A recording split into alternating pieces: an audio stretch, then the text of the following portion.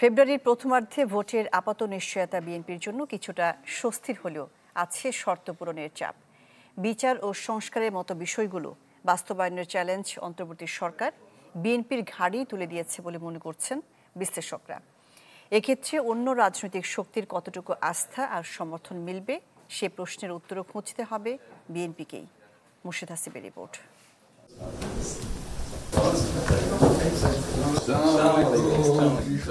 শুক্রবার দেশবাসীর নজর ছিল লন্ডনে। নির্বাচনের সময়সীমা, বিচার ও সংস্কার প্রস্তাবের ভবিষ্যৎ অনেকটাই নির্ভর করছিল ডক্টর ইউনূস তারেক রহমানের বৈঠকের উপর। সৌহার্দ্যপূর্ণ বৈঠকের পর জানা গেল দুপক্ষের সন্তুষ্টির কথা। বলা হলো, বিচার ও সংস্কার প্রক্রিয়া এগুলে ফেব্রুয়ারির প্রথমার্ধে হতে পারে ত্রয়োদশ জাতীয় নির্বাচন। অনেকের মতে রাজনীতির পাশা খেলায় বিএনপি এগিয়ে থাকলো, কিন্তু এগিয়ে থাকার স্বস্তি এনেছে কিছুটা চ্যালেঞ্জও। জুলাই আন্দোলনে মানবতা বিরোধী অপরাধের বিচার, সংবিধান, জনপ্রশাসন, নির্বাচন, বিচার বিভাগ ও দুর্নীতি দমন সহ অন্য কমিশনের মৌলিক সংস্কারের সবকিছুর বাস্তবায়নে ভর নিতে হবে বিএনপিকেই।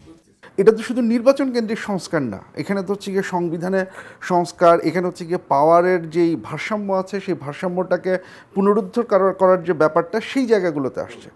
এখন এই কারণে আমি বলছি, এটা যদি কন্ডিশনাল অন দোজ হয় তাহলে কিন্তু বিএনপিকে কথা দিতে হবে বা বিএনপিকে ওই ঐক্যমত্যে আসতে হবে যে তারা এই পাওয়ার শেয়ারিংয়ের ব্যাপারে তারা একমত, ক্ষমতার ভারসাম্য আনার ব্যাপারে তারা একমত, নির্বাহী বিভাগের যে কর্তৃত্ব সেটা কমানোর ব্যাপারে তারা একমত, প্রধানমন্ত্রী যে সর্বসর্বা হয়ে যান সেটা কমানোর ব্যাপারে তারা একমত।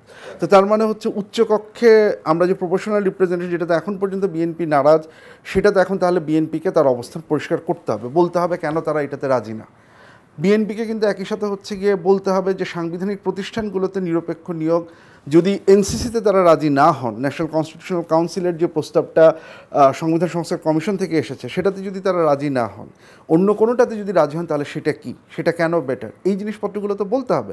অথবা তাদেরকে পুরোটা ডিনাই করতে হবে, এবং যদি পুরোটা ডিনাই করে তখন কিন্তু সরকার বলতে পারে আবারও যে আমরা এটাকে কন্ডিশনাল রেখেছিলাম এই সংস্কারগুলোর উপরে, এই কন্ডিশনগুলো ফুলফিল হয় নাই, তাহলে ফেব্রুয়ারিতে তো আমরা নির্বাচন করতে পারছি না।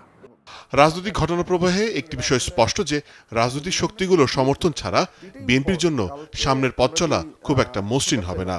এই চ্যালেঞ্জ কিভাবে উতরাবে দলটি, সেই পথনকশাও মাথায় রাখার পরামর্শ এই বিশ্লেষকের। ইলেকশন পরবর্তী সময়ে সংসদে যখন সংবিধান সংশোধন হবে বা সংবিধান রিরাইট হবে, যেটাই হোক না কেন, সেই জায়গাতে এসে যদি দেখা যায় হচ্ছে গিয়ে বিএনপি তার পূর্বের প্রতিশ্রুতি কোনো কিছুই বাস্তবায়ন করছে না, বা যেই প্রেক্ষাপটে 5ই আগস্টের যেই গণ অভ্যুত্থান আমরা দেখেছি সেটার সাথে বিএনপি কমপ্লিটলি রিজেক্ট করতেছে, সেই কেসটা কিন্তু বানানো বিএনপির এগেনস্টে অনেক বেশি সোজা হয়ে যাবে রাজনৈতিক দলগুলোর জন্য। এই বিশ্লেষকের মতে বিচার সংস্কারের বিষয়গুলো স্পর্শকাতর।